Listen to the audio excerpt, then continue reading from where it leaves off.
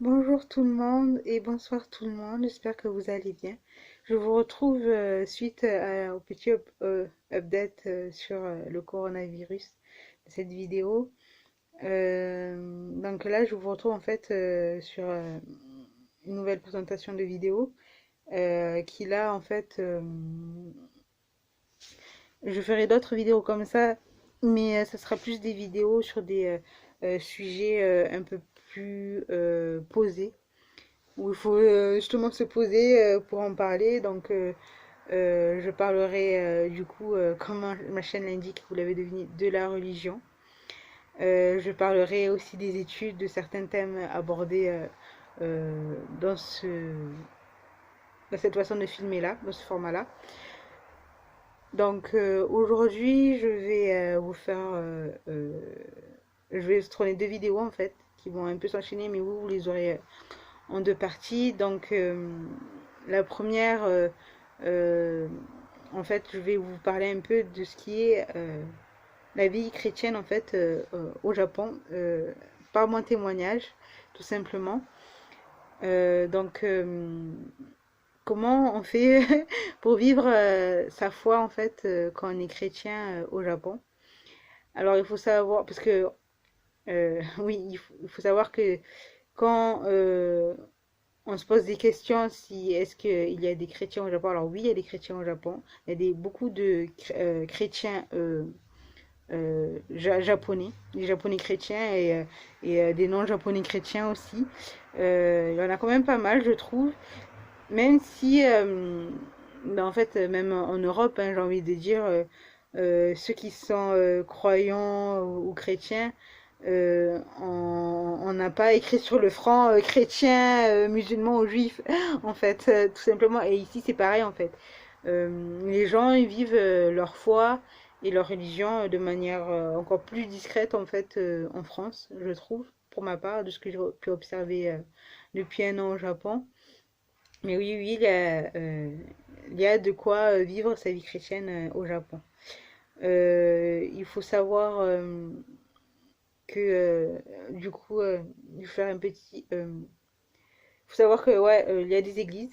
Là, je vais vous, en fait, vous dire comment on peut vivre sa vie chrétienne et qu'est-ce qu'il y a, en fait, justement, pour vivre sa vie chrétienne au Japon. Donc, il y a de nombreuses églises. La il y en a par exemple à Nagasaki, il y en a sur Tokyo, il y en a à Osaka. On a un peu dans chaque ville en fait au Japon. En plus, bien sûr, des sanctuaires Shinto qu'il y a ou bouddhistes qu'il y a au Japon, hein. Donc voilà, c'est vrai que les gens ont tendance à croire, c'était ça ce que je voulais dire, ont tendance à croire qu'il y a très peu de chrétiens et qu'on ne peut pas vivre sa religion chrétienne au Japon, alors que si, tout à fait, en fait, pour moi, voilà, comme je vous ai dit, il y a de tout. Il y a des gens qui sont non-croyants, comme en Europe et comme partout, il y a des gens qui sont non-croyants. Euh, il y a des gens qui sont croyants et du coup euh, qui sont plus shinto ou bouddhistes. Il y a des musulmans, alors il y a, de ce que j'ai vu, il y a des japonais musulmans, il y en a, c'est très rare. Ça existe, j'en ai déjà croisé, mais c'est très rare.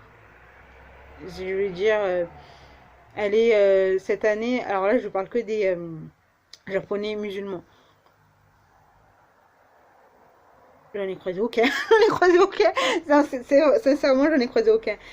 Juste moi, quand j'étais en 2014 pour mon premier voyage au Japon, j'avais rencontré deux jeunes filles. C'était pas au même endroit qui portaient le voile. Mais c'est tout. Alors, sur toute la population, voilà, ça vous donne une échelle, quoi. Moi, en un an, ouais, j'en ai pas vu. Par contre, j'ai vu des non-japonaises. Hein, je veux dire, parce qu'il y a des étrangers, en fait, je dis non-japonais. Il faut savoir que, voilà, dans la population au Japon, il y a des non-japonais résidents. Et ils font partie de la population, donc on ne peut pas ne pas les compter. Donc oui, après, au niveau des étrangers, il y a des étrangers qui sont musulmans. Et là aussi, on n'a pas beaucoup, en fait. En tout cas, j'en ai vu très peu qui portaient le voile. et qui voilà quoi. Donc après, oui, j'ai vu des gens, mais je peux pas leur dire parce que souvent il y a des gens. Là, je vais faire une petite aparté sur la religion un peu musulmane. Il y a beaucoup de gens qui font des amalgames entre l'ethnie et la religion. C'est-à-dire qu'il y a de nombreuses personnes, souvent ils disent euh, ah, t'es maghrébine, donc forcément t'es musulman. C'est faux, parce que il existe des maghrébins, enfin d'origine maghrébine, hein, pour pas euh, qui sont déjà qui sont pas musulmans, qui sont juste pas croyants et pas pratiquants. Bah, vous allez me dire, ouais, c'est un peu logique, hein, que si tu crois pas, tu pratiques pas. Mais voilà, je vais dire, voilà, c'est un amalgame que. Parce que forcément, les maghrébines, forcément, il est croyant ou il est croyant mais il pratique pas. Non, non, c'est vraiment des gens, je connais des gens qui sont pas du tout croyants et pas du tout pratiquants, qui sont maghrébins. Je connais des gens qui sont maghrébins et qui sont catholiques et qui sont chrétiens. Il y a de tout, hein, je veux dire, faut pas associer une ethnie à une religion ou même parfois il y a des gens parce que je suis noire, ils se disent directement que je suis musulmane, ce qui n'est pas le cas. J'ai envie de dire non, je suis chrétienne catholique, je suis née chrétienne catholique, j'ai été baptisée et tout. Je ferai une vidéo, la deuxième partie de cette vidéo, enfin que je vais filmer dans la suite, c'est justement mon témoignage en tant que chrétienne de ma vie chrétienne, où là je ferai plus en détail, mais oui, j'ai grandi dans une famille chrétienne catholique et je suis chrétienne catholique, donc c'est un amalgame infondé en fait, qui je pense en fait est fondé sur des idées racistes tout simplement. Donc non, j'ai envie de dire, renseignez-vous sur la personne avant de d'aller lui demander, enfin avant de lui dire ah t'es de telle religion ou quoi, parce que c'est pas vrai. Donc, c'est une petite aparté. Et en fait, c'est comme, voilà, ici, voilà, les musulmans que j'ai rencontrés, c'était souvent des musulmans étrangers et des étudiants étrangers. Et que j'ai rencontré plus cette année dans mon université parce que je sais que mon université a un partenariat avec une université qui est en Arabie Saoudite. Je ne me rappelle plus du tout euh, euh, exactement le pays et le nom, mais en tout cas, oui, ils prennent parfois chaque année un petit groupe de stagiaires chez nous et il y a des gens qui viennent faire des thèses ou quoi à l'université. Euh, donc, pour revenir au sujet principal, donc oui, il y a de tout. Après, pour les chrétiens, bah en fait, c'est comme en France, en fait, c'est pas écrit sur le front. Donc, à ma grande surprise, parce que moi, c'est ce que j'avais peur en arrivant au Japon, c'est que moi, je voulais, j'ai toujours vécu et pratiqué ma religion, et je voulais, en arrivant au Japon, continuer à le faire malgré tout. Et je me disais, bah, voilà, il y a déjà eu, je vais pas vous faire l'histoire du Japon et du christianisme. Si vous voulez, je peux faire une vidéo dessus si cela vous intéresse.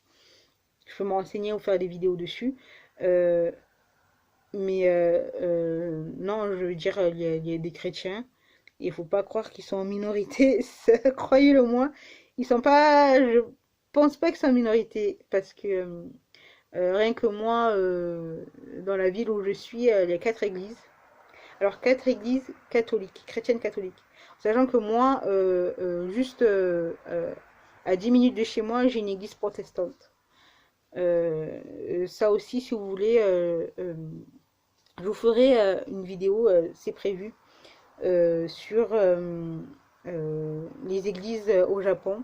Est-ce qu'elles sont si différentes aux églises en Europe, par exemple, au niveau de l'architecture ou de l'organisation? Et aussi, je compte faire des vidéos sur tout ce qui est messe au Japon. Alors bien sûr, comme c'est la même religion chrétienne, les messes, elles sont pas si différentes que ça, hein, en fait, elles sont pas du tout différentes euh, en Europe. C'est juste que là, elles seront effectivement en japonais. Et je pense en fait faire une vidéo pour les gens qui ne peuvent pas assister à des messes en français ou en anglais. Et en fait, voilà, ce serait plutôt pour les aider eux à pouvoir pratiquer suivre la messe en japonais. Je ferai vraiment, je reparlerai à la fin sur ce point-là, mais je pense que c'est vraiment intéressant. Donc oui, en prenant mon exemple, vous avez bien vu que voilà, moi dans ma petite ville où je suis, parce que je suis en banlieue de Tokyo, il y a déjà quatre églises japonaises, quatre églises chrétiennes catholiques, et je connais pas très loin de chez moi une église protestante. Il faut savoir que dans la ville où je suis, il y a une très forte communauté catholique. Donc c'est pour ça que je peux dire, en fait, effectivement, il y en a... Parce que voilà, quand on regarde sur Internet ou quand on en parle, quand les gens vous en parlent, ils disent, ah non, non, il y en a très très peu ou c'est très rare. Non, non, c'est pas rare du tout. Il y a énormément de chrétiens au Japon, protestants catholiques mélangés. Il y a une diocèse d'ailleurs, c'est la suite de... C'est là où ça me permet de faire la transition en fait. Il y a une diocèse au Japon qui s'occupe de toutes les églises, voilà quoi, pour l'organisation, etc.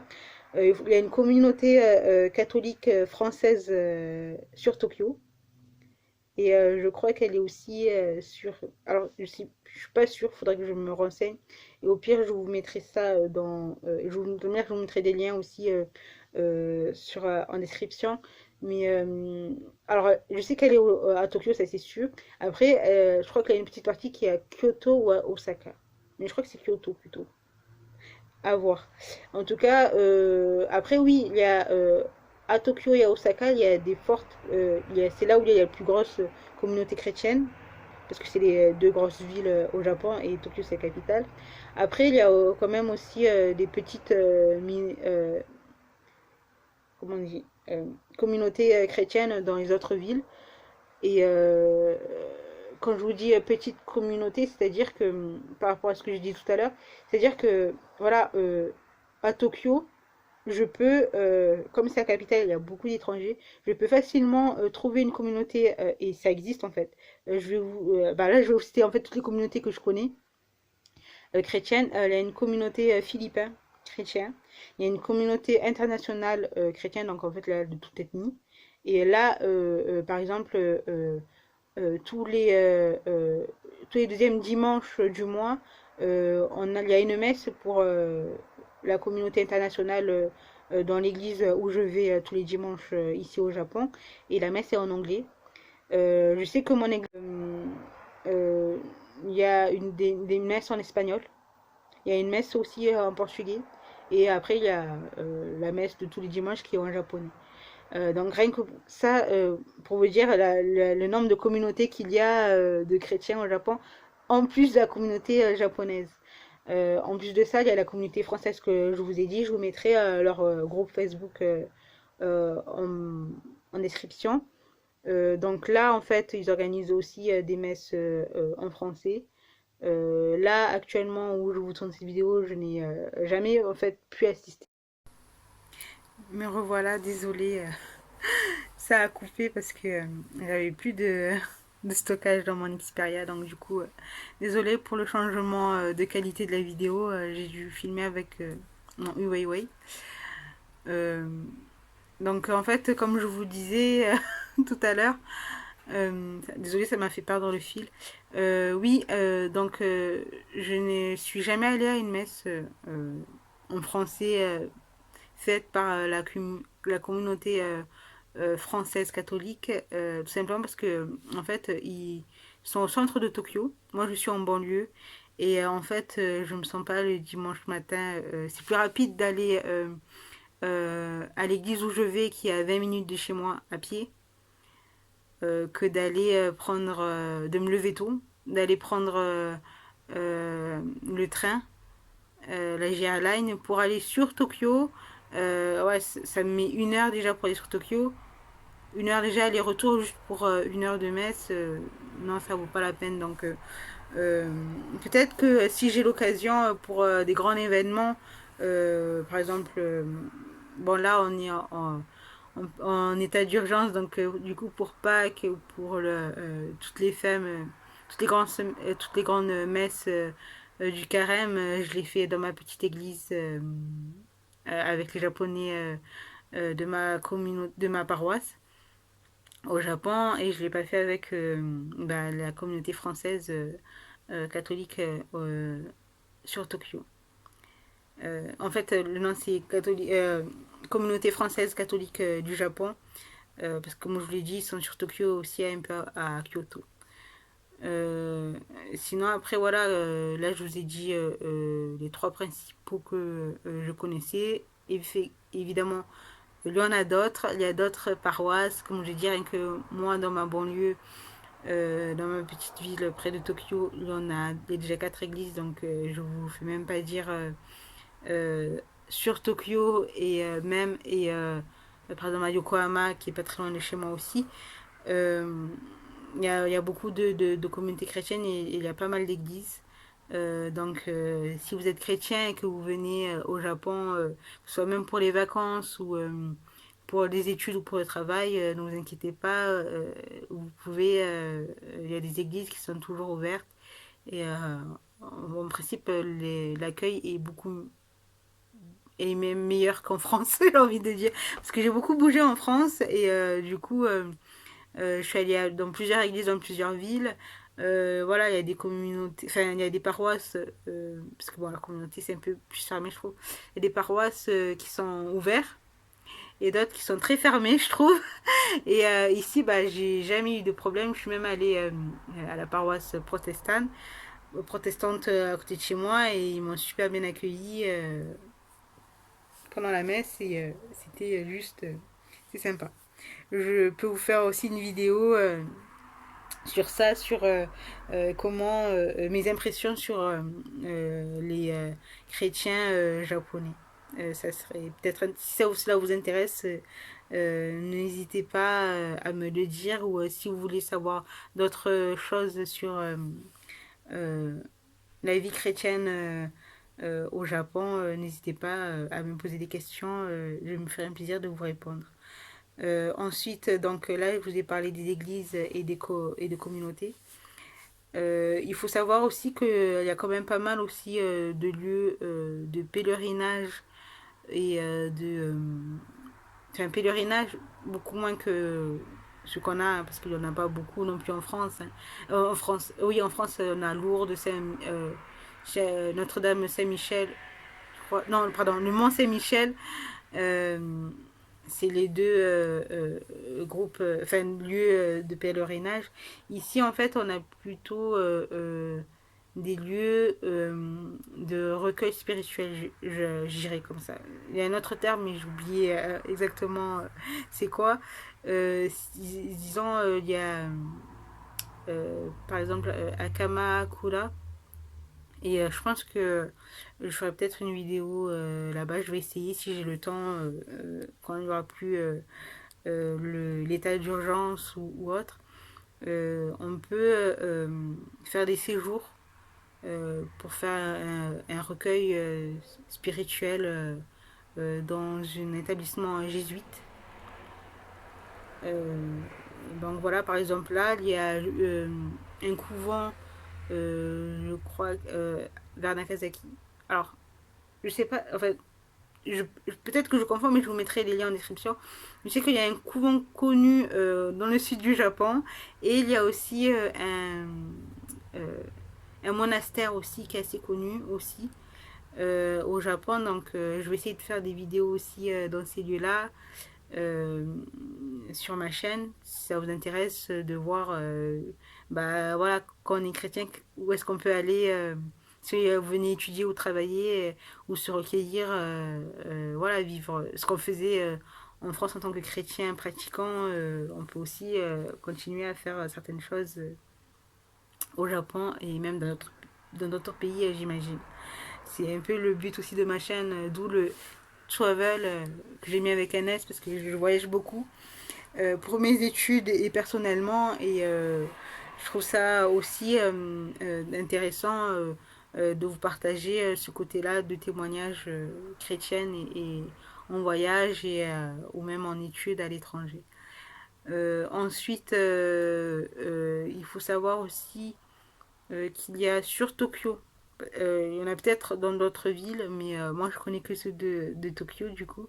Il y a deux magasins chrétiens deux boutiques chrétiennes sur Tokyo. Les deux sont à Shinjuku. Le premier, c'est un book off. En fait, il y a toute une étage consacrée justement à la religion chrétienne. Et là, vous avez plein de livres en anglais. Donc, vous avez des bibles, vous avez plein de livres voilà, sur la religion chrétienne. Et vous avez aussi une partie qui vend donc tout ce qui est chapelet, croix, cadre, fait, tout ce qui est accessoires religieux. Et il y a une deuxième boutique qui est Don Bosco Librairie, qui est aussi à Shinjuku. Et là, par contre, si vous parlez pas japonais, eh ben, n'allez pas là-bas. Enfin, je veux pas faire de mauvaise pub, mais alors oui, c'est comme en fait le book off dont je viens de vous parler. Il y a aussi des livres et des accessoires chrétiens, mais c'est principalement en japonais les livres. Tout ce qui est livre ou quoi, c'est principalement en japonais. Donc si vous savez pas lire le japonais, je vous la recommande pas. Mais si vous voulez améliorer votre japonais, parce que ça peut être intéressant, par exemple moi, le fait de suivre la messe euh, en japonais, bah, ça m'a aidé aussi à améliorer dans mon japonais. Voilà, parce qu'on entend du japonais, que voilà, et comme je vous l'ai dit, moi dans mon labo, je parle surtout anglais, donc j'ai pas trop l'occasion en fait de parler japonais en fait dans la vie, parce que bon, je suis très occupée, je suis casanière et voilà, quand le peu avec qui je parle, j'aimerais bien quand même pratiquer le japonais, quoi. Euh, Parce que bon, j'ai envie de dire pour faire les courses, oui, je sais le lire, mais le parler, c'est pas pareil. Je parle pas toute seule dans le magasin, merci. Donc à ça, et ouais, je crois que je vous ai dit aussi les lieux bah, spirituels que vous pouvez trouver au Japon. En sachant que là, je vous ai dit ceux qui sont principalement chrétiens. Euh, ah oui, j'ai oublié de vous dire aussi, oui, bah, c'était ce que je vous disais tout à l'heure, il y a beaucoup de messes oui, à Tokyo et je sais que par exemple, moi en 2014, j'étais allée à, une église catholique à Akihabara. Donc pour vous dire, vous pouvez trouver. Et je sais qu'il y a une mosquée aussi à Tokyo. Bon, après, comme je suis pas musulmane, bah, forcément, j'irai pas. Enfin, je vais pas y aller là-bas, quoi. Je veux dire, c'est logique. Mais voilà, donc ne vous inquiétez pas, il y a de quoi faire pour continuer à vivre sa religion, même au Japon, si vous souhaitez bah, vivre votre religion et que vous habitez au Japon.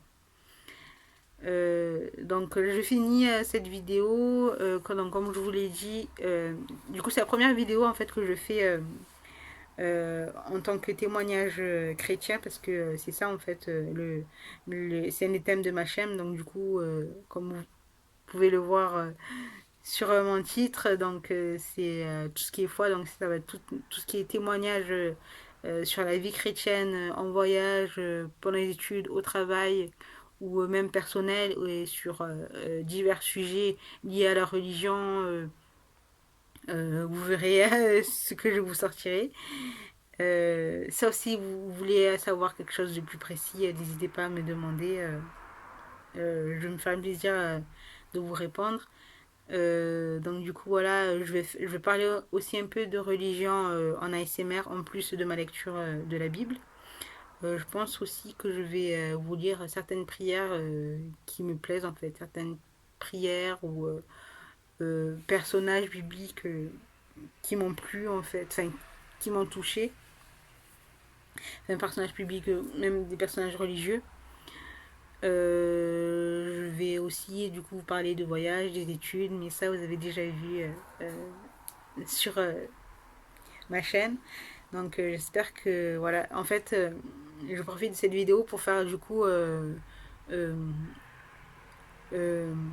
la présentation complète en fait de ma chaîne. Parce que là je l'ai fait petit à petit avec la SMR, avec mes vidéos sur les études. Et au moins, ça vous dit vraiment concrètement de quoi cette chaîne va parler. Et si cela vous intéresse et vous plaît, bah, vous pouvez regarder mes vidéos, elles sont gratuites. Et voilà, et j'espère que cela intéresse. En tout cas, moi, c'est ma foi qui me guide à faire tout cela. Donc, j'espère que ça pourra aider certaines personnes dans quoi que ce soit. Voilà, je vous dis là pour cette première partie une bonne soir ou une bonne nuit. J'espère que vous allez bien, que cette vidéo vous a plu et vous a donné des informations qui vous ont intéressé. Et je vous dis à la prochaine vidéo, donc à la partie 2 que je vais m'empresser de filmer tout de suite. Allez, gros bisous et que Dieu soit avec vous.